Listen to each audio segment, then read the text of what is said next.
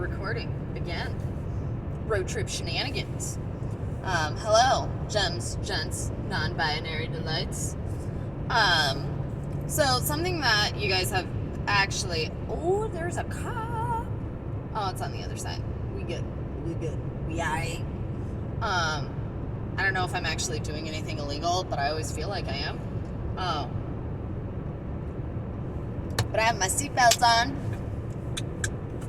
And I'm hands-free, so that should count for something. As I take my hands off the steering wheel. Whatever. So something that, like, multiple people have asked me to talk about, and not necessarily, like, in YouTube comments, in, like, my VIP group for pure romance, and then just clients and friends, is, you know, like, online dating and relationship advice. So this is, I guess, where the whoring it up part of Horror Whores and Questionable Side Quests comes into play. So we're going to talk about online dating, because online dating is super popular right now, and I have a ton of clients and just a ton of friends, other consultants, so on and so forth, who've gone through the online dating thing, and they're like, oh my goodness, it's so bad, I can't find my soulmate. So we're going to talk about Ellie's rules of engagement. Before my partner and I got together, I was, you know, single for a long-ish time. And I mean, I had relationships, but I say that in quotes because they were very, like, short-term. It was like 6-ish months here, 6-ish months there. Like, it wasn't like a real serious long-term relationship. You know what I'm saying? Like, my longest relationship ever, speaking to my commitment issues here, was like 2-ish years. But I did the online dating thing without getting my heart broken, and I count that as a win. Because a lot of the reason people have asked me to talk about this is because they're getting super emotionally invested in people who are not reciprocating that, and that's a really painful experience. So, Ellie's rules of engagement for online dating, okay? 1, don't kiss on the mouth, all right? Sounds weird, sounds stupid, and this is just my personal experience. Mouth kissing is inherently emotive, all right? It's something that, like, you automatically get emotionally attached to with a mouth kiss. Like, oh my goodness, it took my breath away when he kissed me, or when she kissed me, I saw fireworks, or whatever. Like, don't kiss on the mouth if you're online dating, okay?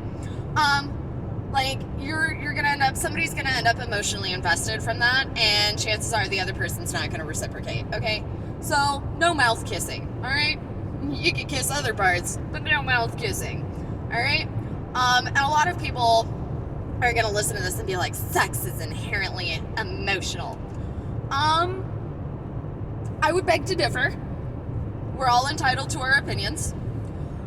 Sex is not inherently emotional. Kissing is. Hand holding is. Don't kiss on the mouth, don't hold hands, okay?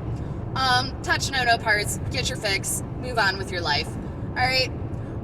Second rules of engagement. And when I say I successfully online dated, I didn't end up an emotional wreck.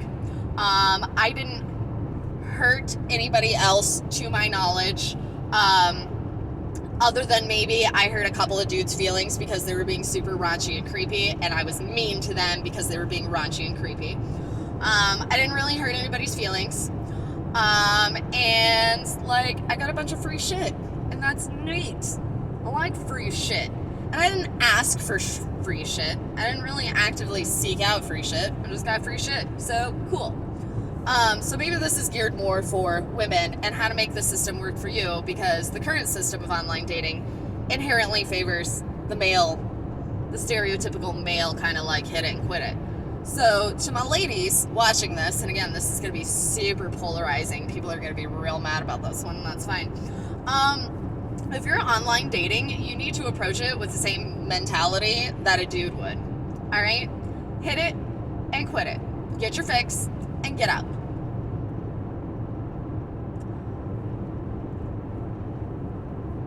this might be really bitter.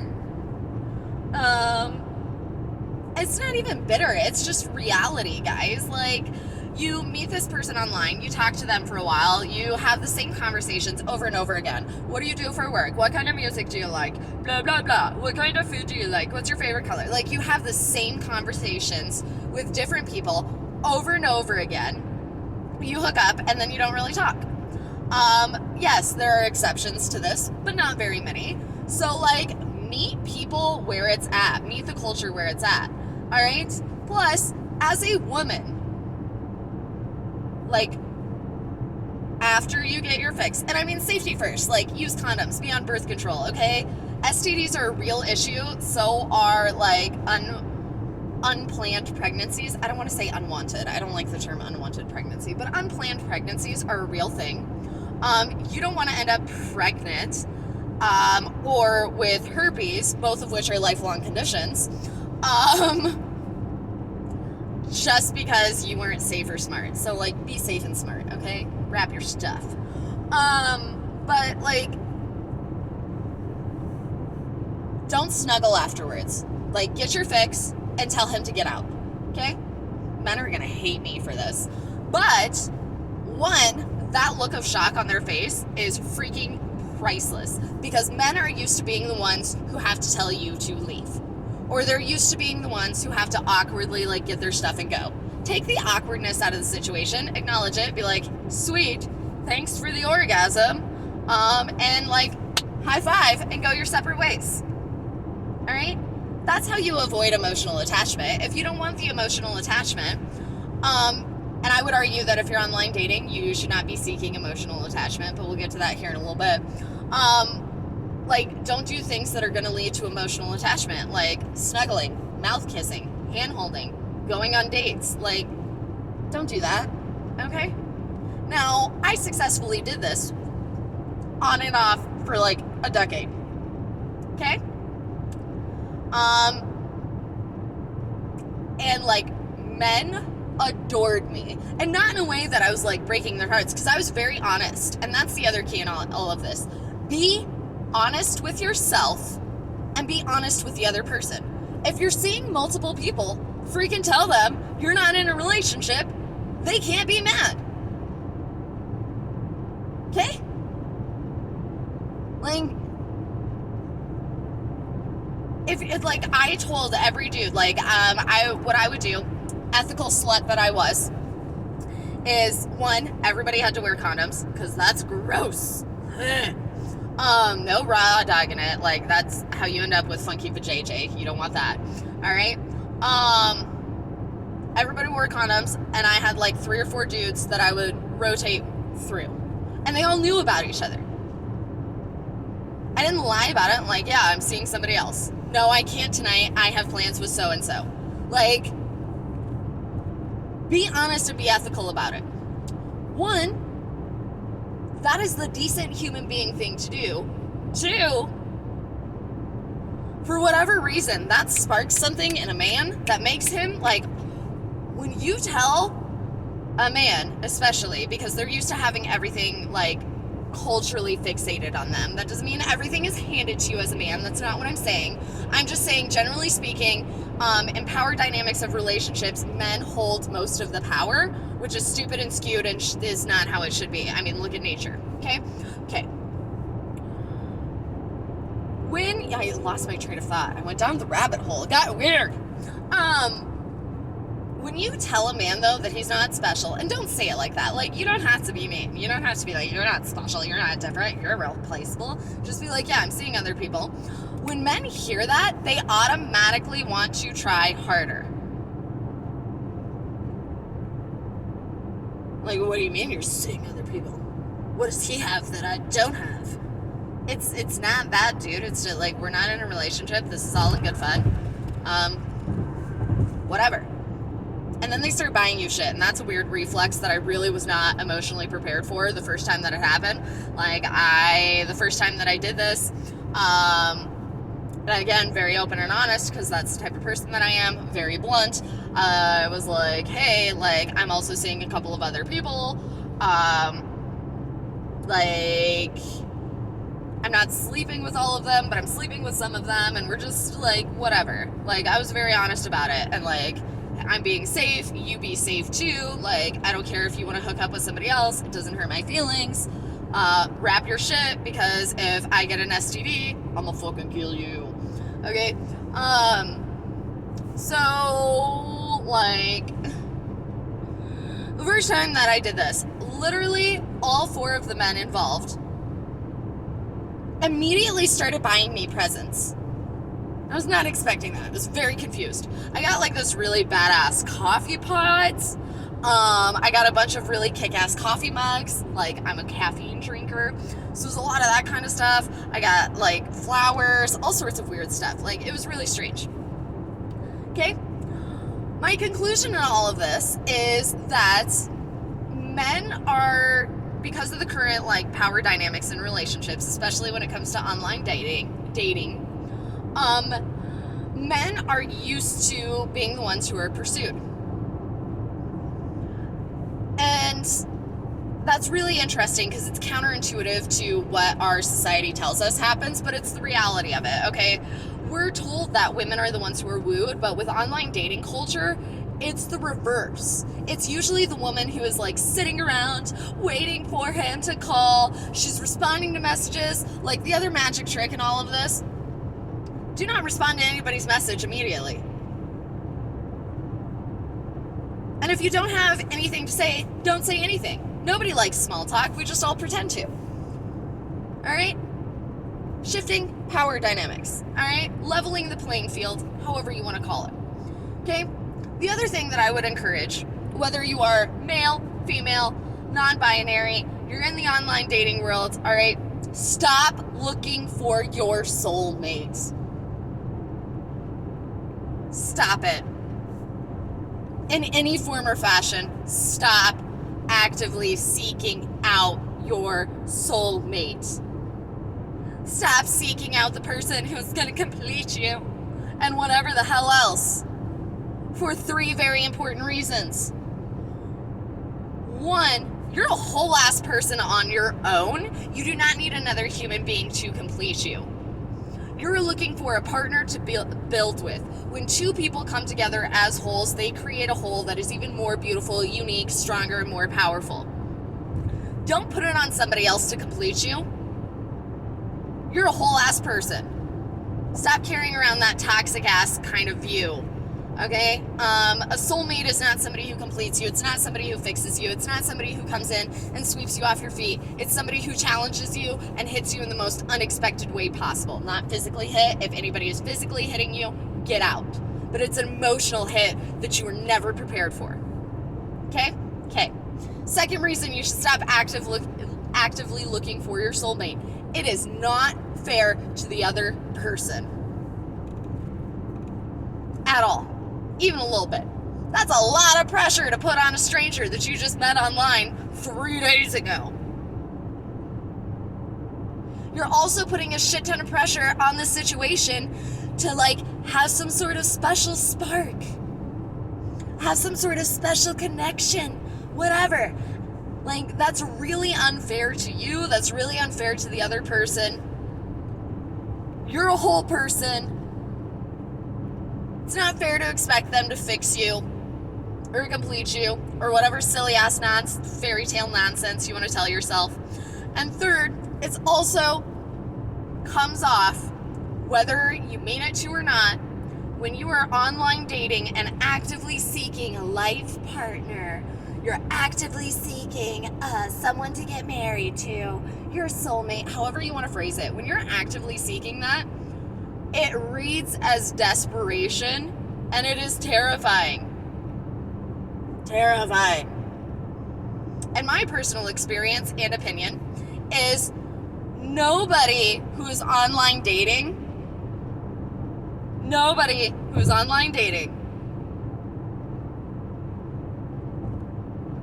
does not have commitment issues. Like, everybody who online dates, myself included, when I was doing it, we all have commitment issues or abandonment issues in varying degrees.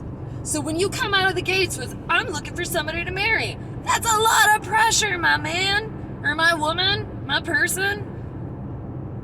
Don't do that to another human being. That's scary and desperate and weird. And the thing of it is it's actually a really, like, this is my personal theory. There are people who come into your life who will teach you things who are not your soulmate. Alright? Some of my exes are really good human beings, and I learned a lot from them, and we ended things on, you know, a good note, or we're on a good note now, and they're really genuinely good humans. They just weren't my human. Some of my exes are garbage ass people that Darwinism should have sorted out. They're a plague upon society. I still learned a lot, and there are still good memories in there. None of those people, whether it was a one-night stand, whether it was a 3-month-long friends with benefits, whether it was a, like, real relationship, none of those people were my soulmates. But I learned something from all of them. Maybe I learned, depending on the person, like, I learned a lot of shit about myself, what I wanted out of a relationship, what I didn't want out of a relationship. Like, use online dating for what it's meant to be for, to date. If you meet somebody and you decide you want to settle down and you fall in love, cool. But don't rob yourself of life experiences just because somebody's not your soulmate. All right? Your soulmate, speaking from personal experience as somebody who, like, a year ago did not even believe in soulmates. Y'all should have heard my bitter ass talking about stuff. My goodness. All right? I did not believe in soulmates a year ago. And then life rolled out all of these plot twists. All of these plot twists. And I ended up in a relationship with my significant other. Somebody that I knew in high school that we hadn't spoken to each other in years. And now I get it. Like, oh, I found my human.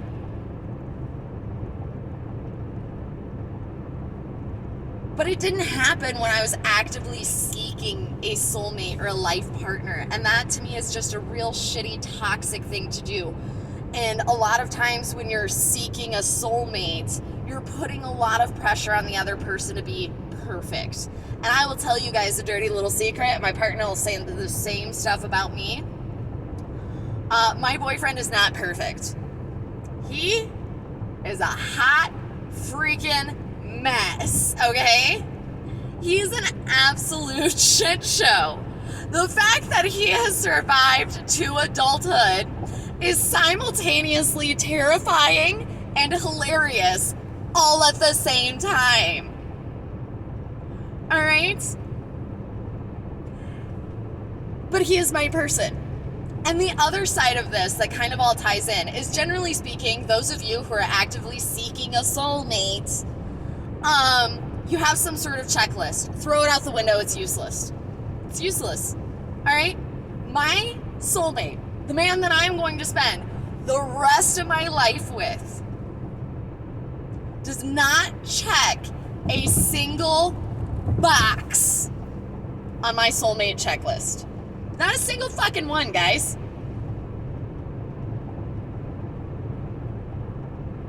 Not a single one. And that's still really funny to me. Alright? But he is exactly what... He is everything that I wanted that I didn't know that I want. He is everything that I needed that I would have never fucking asked for. Alright? And that's the thing. When you're online dating, alright? Enjoy the experience. Go on the dates. Be safe, okay? Be safe, especially as a female. Be safe. But also, my dudes, alright? Be safe, because there's some crazy bitches out there. Alright? Be safe, but go on the dates. Have the weird sexual encounters. Push your comfort zone. Alright? Don't mouth kiss. Don't snuggle. But go, like, experience it for everything that the weird, screwed up, super dark, questionable moral bullshit. Go experience everything that has to offer, okay? If you're single, enjoy being single. Embrace it to its fullest, because honestly, you guys, being single is freaking awesome if you do it right. It is not lonely, it's not sad, it's not depressing, it's none of that, okay? It's fun. You can do shit that you can't always do when there's another person involved. All right? Like, I went to some really cool concerts. I went to restaurants that I would have never gone to of my own volition. All right?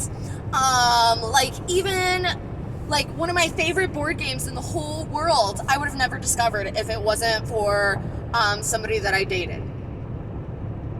All right? Online dating made me way more comfortable communicating about my sexual wants and needs, which is important. Like, y'all, like, grow the fuck up. You need to be able to tell another person what you like, what you don't like, and what your boundaries are. Otherwise, it can end up being triggering, it can end up being uncomfortable, and it can end up being not enjoyable, which completely defeats the purpose of intercourse, okay? So, like, get comfortable saying that shit. It's okay to say, hold this, lick this, touch that, good job, buddy. Like, and I would have never done that if it wasn't for the world of online dating.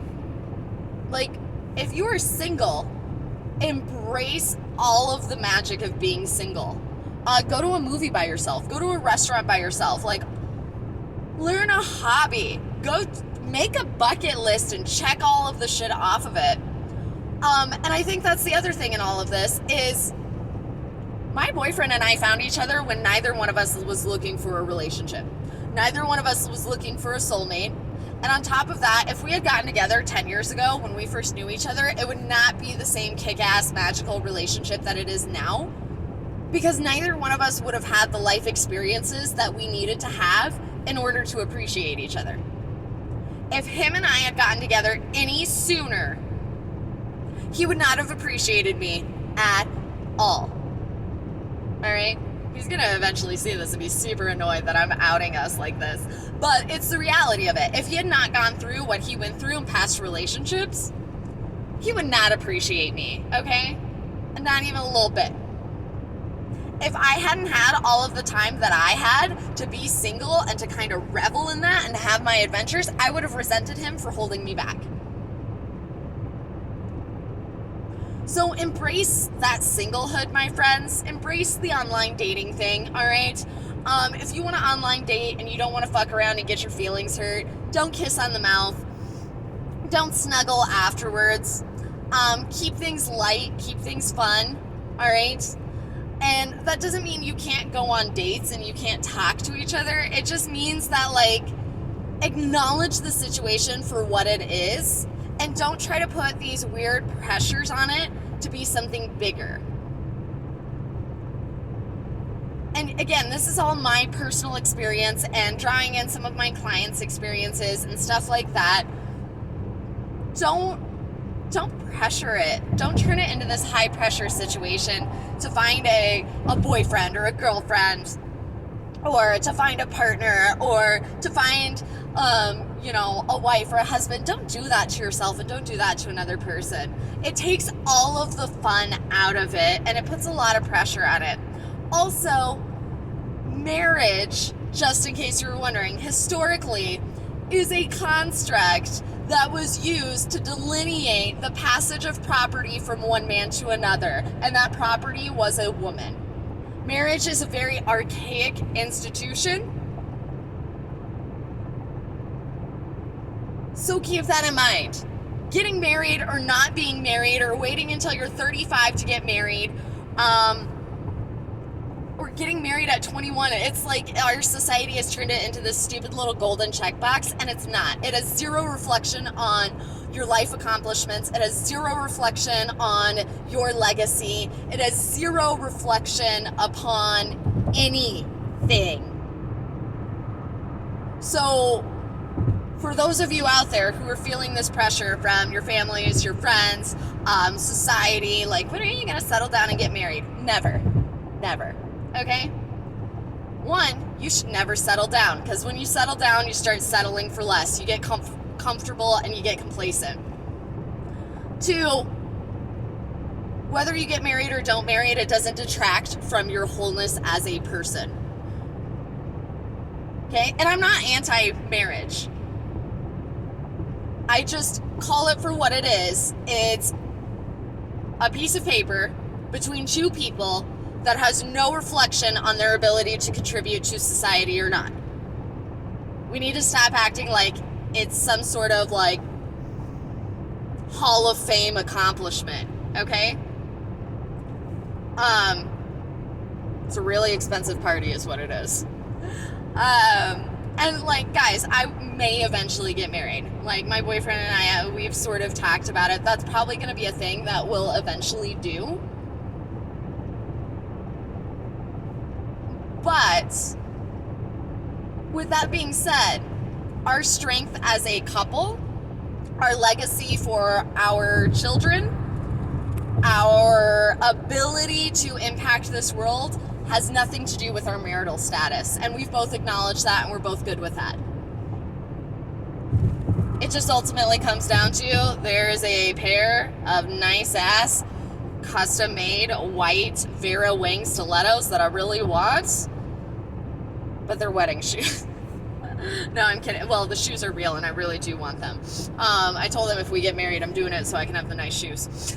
But have fun with it, guys.